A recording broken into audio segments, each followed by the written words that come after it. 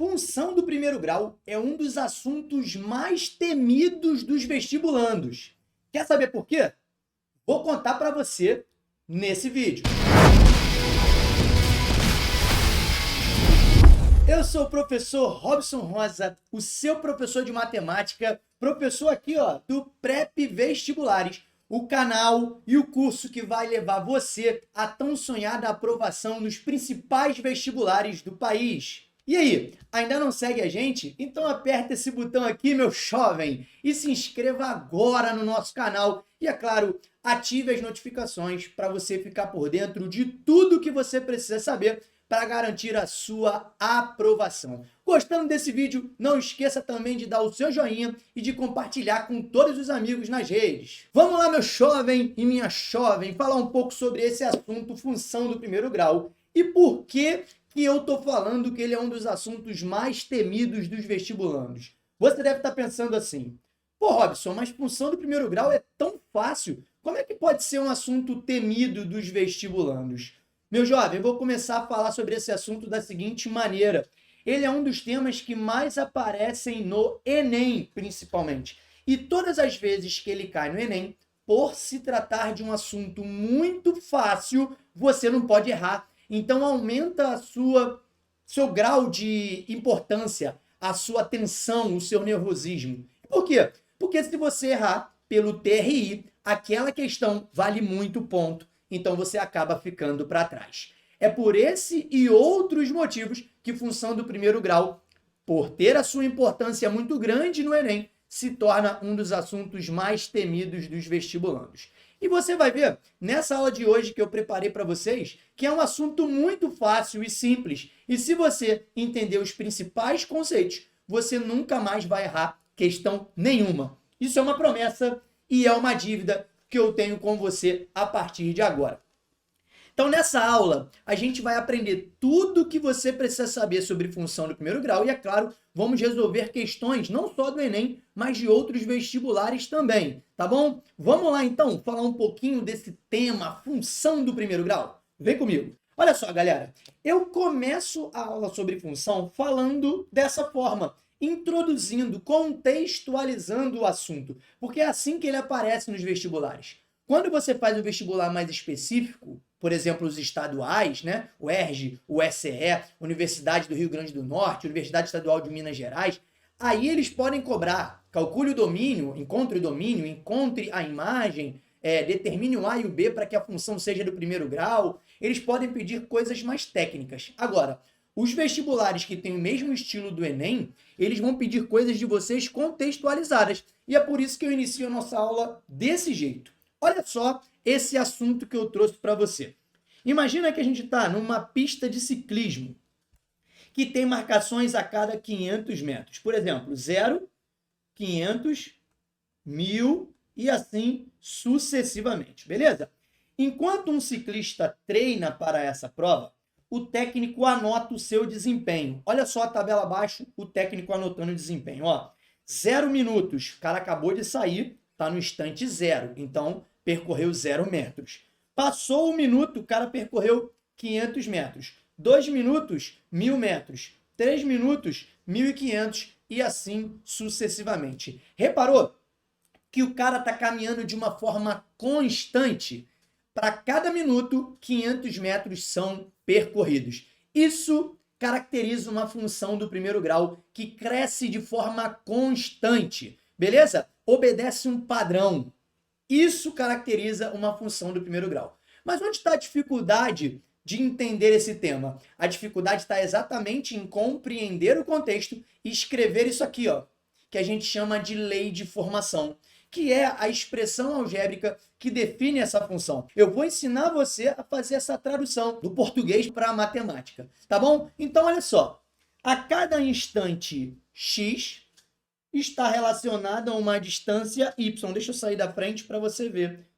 A cada instante x está relacionada com uma distância y. E aí eu percebo que, se eu coloco aqui, o meu tempo no lugar do x, eu consigo determinar a minha distância. Isso quer dizer que o y, que é a distância, está escrito em função de x, que é o meu tempo.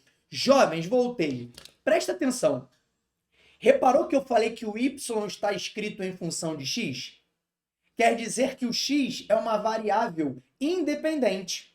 Eu identifico ela porque ela é o tempo. Eu não controlo o tempo, nem se eu fosse o senhor do tempo, né? O Doutor Estranho. Nem se eu fosse, eu controlaria o tempo, né? Só lá nos filmes da Marvel que isso existe. Então, o x vai representar a minha variável independente, que não tem como eu controlar. Agora, o y vai representar a minha variável dependente, porque ela depende do x para existir. Ou seja, a distância vai ser calculada em função do tempo. Reparou essa relação entre variável dependente e independente? Esse é o primeiro passo que você tem que dar em todas as questões que envolvem o conceito de função, para só então você conseguir escrever a lei de formação. Tá bom? Então vamos seguir no nosso conteúdo. Fiquei aqui longe da sua tela para te mostrar como a gente faz para escrever essa lei de formação. Veja bem, ó, escrevi f de x igual a 500 vezes x, e você percebe que ao inserir cada um dos tempos no lugar do x, olha lá, eu fico com as minhas distâncias. Ó, para o instante 0, eu tenho 0 quilômetros percorridos, 0 metros percorridos. Para o instante 1, 500. Para o instante 2, 1000. Beleza? E aí a gente chega aqui para definir o que é a função do primeiro grau e definir essa relação entre a dependência e a independência, de acordo com a matemática. O que é de fato uma função do primeiro grau ou função afim? Ó, é toda função que envolve números reais, onde o a, que é um número coeficiente do x, é um número diferente de zero, e tanto a quanto b tem que ser números reais. Isso aí é uma mera formalidade em matemática. O que é importante é você entender aquilo ali, ó, que a grandeza que for dependente vai estar sempre representada pelo y ou pela f de x. Já a grandeza que é independente, no nosso caso é o tempo, ela vai estar representada pela letra x, que a gente vai chamar agora de elementos do domínio e elementos da imagem.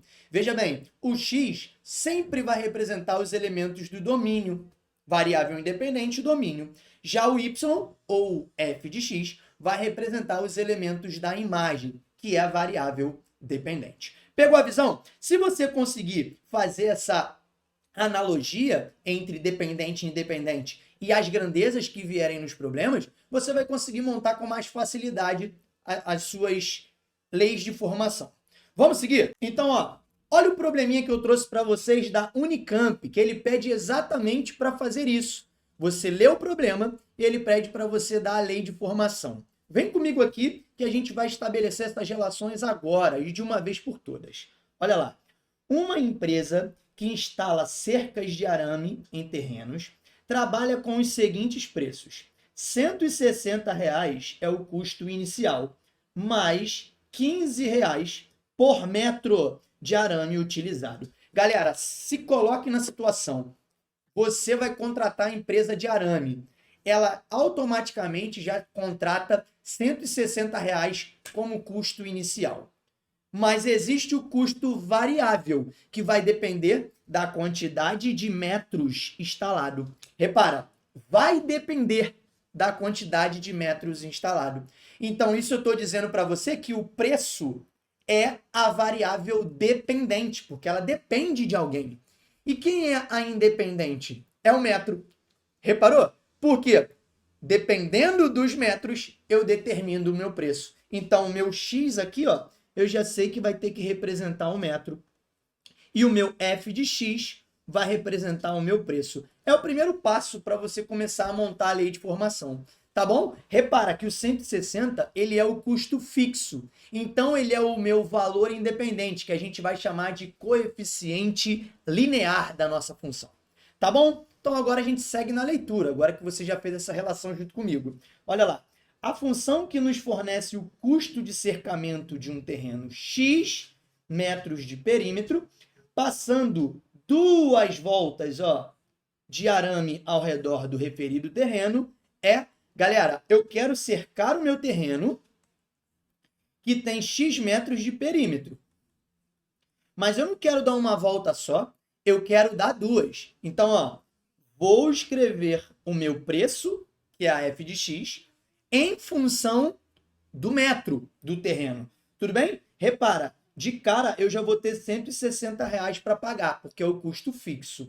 E aí eu preciso multiplicar por R$ 15 cada metro do terreno, beleza? Só que eu vou ter X metros, porque é o meu perímetro. Isso aqui seria a minha função, se o cara não falasse que eu tenho que dar 2 voltas. Quando ele fala que tem que dar 2 voltas, no lugar aqui ó, do x, eu preciso multiplicar por 2. Ó, 160 mais 15 vezes 2x, porque são 2 voltas. Então, eu vou ter o x mais x para cercar o terreno. Aí ficou fácil. Matamos a questão como sendo 160 mais 30x, que está lá na alternativa D de dado. Deu para entender? Isso vai cair tanto na Unicamp, quanto na FUVEST, quanto no Enem, quanto na UERJ, quanto na USE, quanto na UEMG, quanto nos institutos federais, quanto na Cefet. Eles gostam muito de te dar um problema e fazer você montar isso na forma de lei de formação, equação algébrica. Beleza? Vamos agora rapidamente para os conceitos de função, porque você precisa saber, e eles te dizem muitas coisas que vão te fazer resolver outras questões que não envolvam a lei de formação. Olha só, toda função do primeiro grau vai ter essa cara, né? A gente aprendeu f de x igual a ax mais b, onde b é o termo independente, o que não está junto do x, e o a é o coeficiente do x. Aí fica fácil, ó. Nessa função aí o a vale 2 e o b vale menos 10.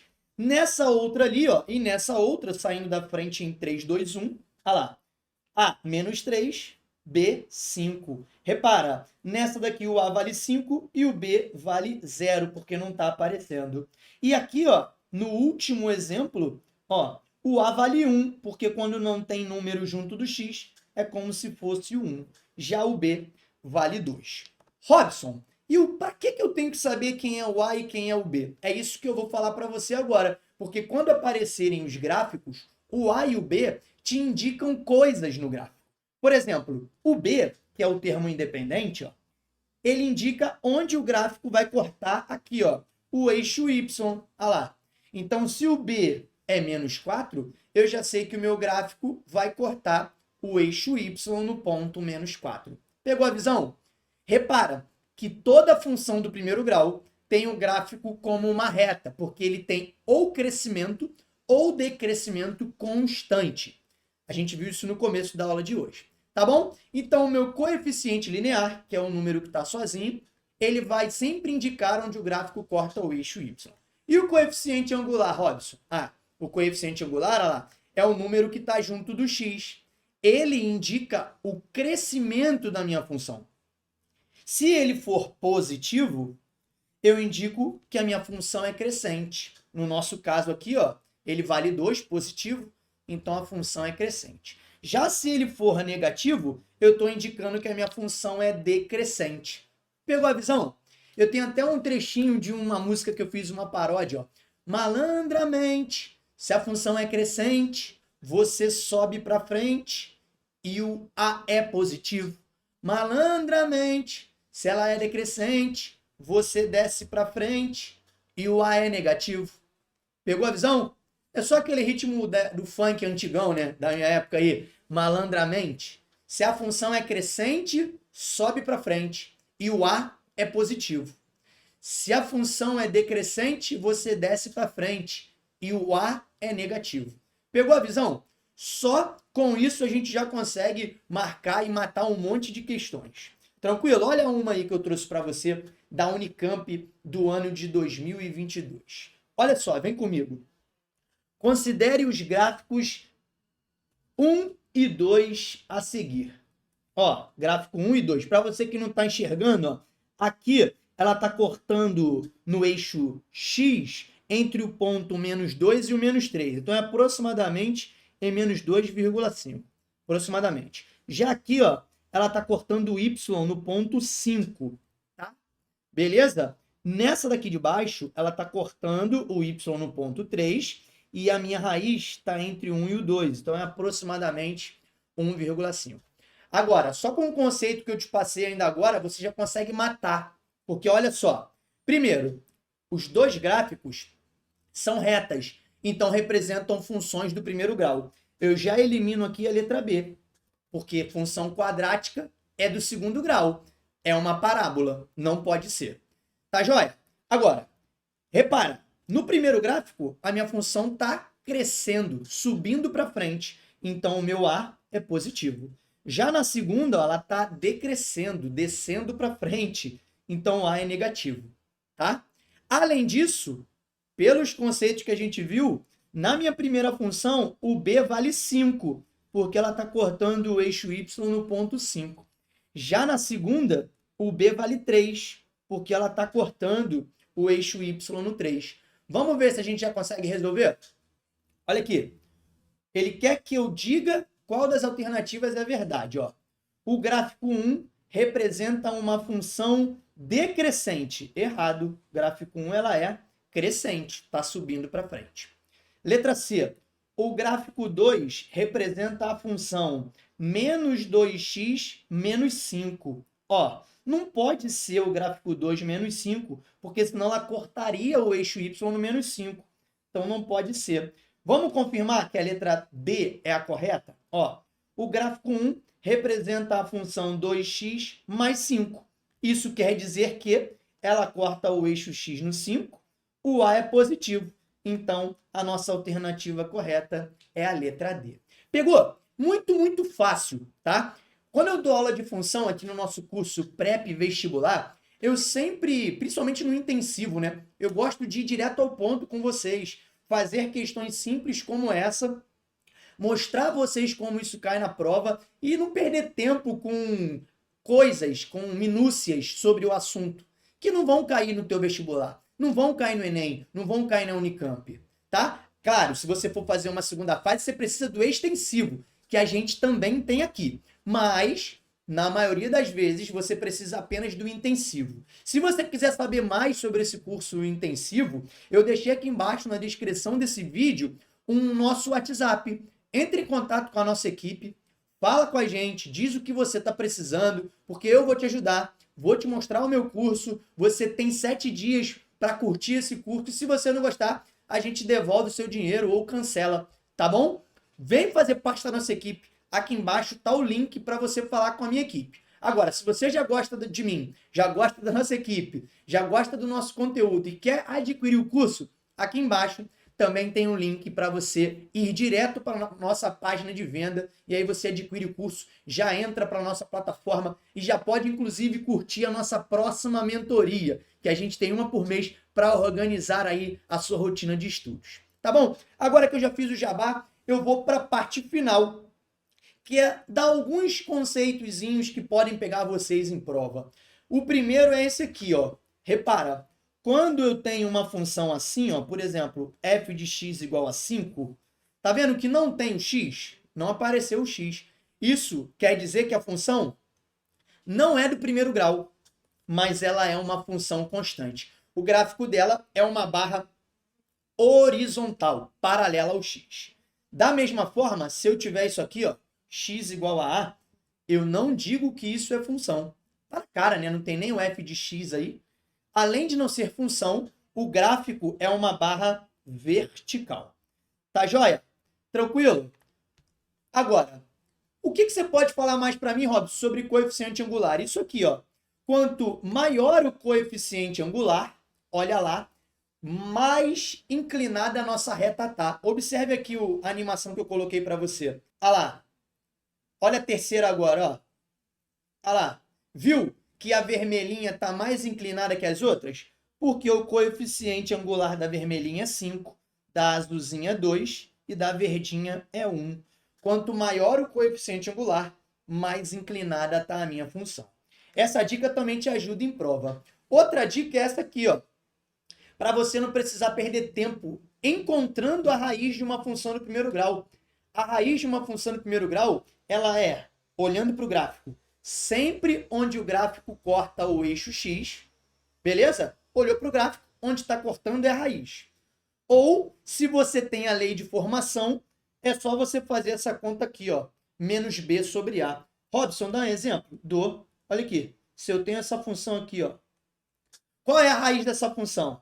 menos B, então é menos 4, sobre A, que é 2. Menos 4 sobre 2, menos 2. Essa é a raiz da função do primeiro grau. Pegou a visão? Então vamos que eu não acabei não. Eu quero falar tudo para você que você precisa nesse tempo muito curtinho, mas que é o que a gente precisa para falar sobre função do primeiro grau. Tá bom? Ó, vamos lá.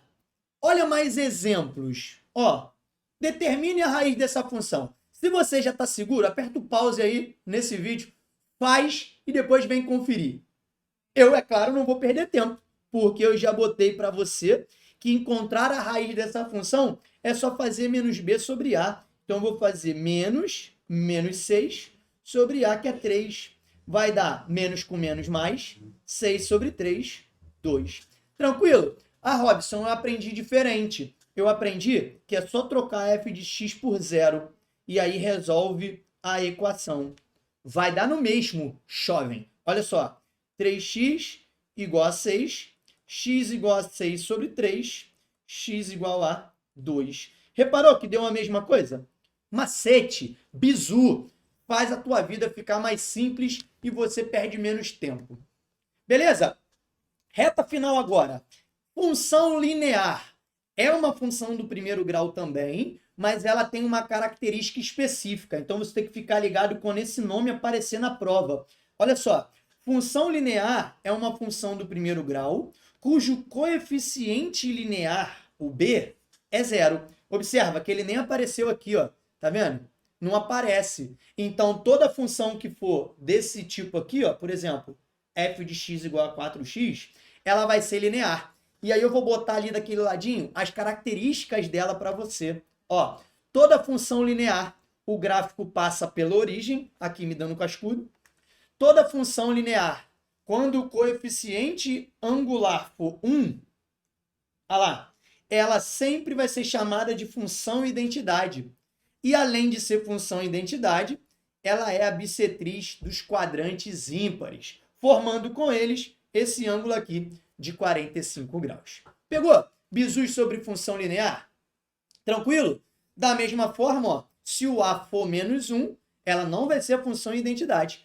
Vai ser decrescente, mas vai ser bissetriz dos quadrantes pares. Tranquilo? Tira um print da tela aí, vou sair daqui agora. 1, 2, 3 e print. Tirou o print, voltei, e aí a gente vai para a função constante. Função constante não é do primeiro grau e é sempre uma reta horizontal. Tranquilo? Já vimos isso também. E agora a gente vai para a reta final, resolver duas questõezinhas para matar esse vídeo que você precisava para arrebentar no seu vestibular. Vem comigo nessa daqui, ó. Leia. Considere as funções a seguir. Estão todas aí. É verdade que, letra A função 1 é decrescente? Não, não é decrescente, porque o A é positivo, então essa aqui já está errada. Beleza? Ó, letra B. A função 3 é decrescente. Opa, tá certo. O B é negativo. E a função 5 é constante. Opa, a 5, olha lá, é constante. Função constante. Não é isso? Tranquilo? Ó, já sabemos que a B é a provável resposta correta. Só vou analisar as outras junto com vocês, para termos certeza. Ó, letra C. A função 1 é crescente. Ok. E a função 4 é constante? A função 4 também é crescente. Então, a letra C não pode ser. Lembra que para ser crescente, o A tem que ser positivo? Beleza? Letra D. As funções 2 e 3 são crescentes. Errado. A 2 é crescente, mas a 3 é decrescente. E letra E. A função 4 e 5 são constantes. Errado. A 4 é crescente. Então, a alternativa correta está lá na letra B. Galera, para fechar, questão do Enem, para a gente matar esse vídeo. Vem comigo. Finalizando. Por muitos anos, o Brasil tem figurado no cenário mundial entre os maiores produtores de soja. Entre os anos de 2010 e 2014, houve uma forte tendência de aumento de produtividade. Porém, um aspecto dificultou esse avanço: o alto custo do imposto ao produtor, associado ao baixo preço de venda do produto. Só está contando história da carochinha. Em média, um produtor gastava R$ 1.200 por hectare plantado. Presta atenção porque a gente já está começando a identificar variável dependente aí, hein? E vendia por R$ 50 cada saca de 60 quilogramas. Tranquilo? Ó, custava para ele R$ 1.200 por hectare plantado e a venda, que não é o lucro, mas é quanto ele adquire com a venda, é R$ 50 por cada saca de 60 quilos. Continua. Ciente desses valores, um produtor pode, em certo ano, determinar a relação lucro que obteve em função das sacas vendidas. Então, repara, L de X vai ser a função lucro em função das sacas vendidas. Então, o X vai ser a quantidade de sacas que o cara está vendendo. Pega a visão, hein? Continuando. Suponha que ele plantou 10 hectares de soja em sua propriedade, na qual colheu X sacas de 60 quilos e todas as sacas foram vendidas. Tranquilo? A pergunta é: qual a expressão que determinou o lucro L em função do X obtido por esse produtor no ano? Galera, presta atenção. O lucro significa quanto eu adquiri com a venda menos quanto me custou.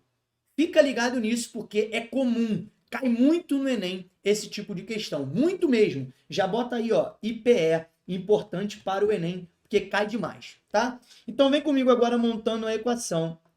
A equação do lucro vai ser dada pelo seguinte: quanto eu vendi, que vai ser determinado por R$ 50 vezes a quantidade de sacas vendidas, tranquilo? Se ele produziu X sacas e vendeu todas, cada saca sendo R$ 50, 50 vezes X. Isso vai ser quanto ele ganhou vendendo. Beleza? Mas eu tenho que subtrair o custo dessa produção.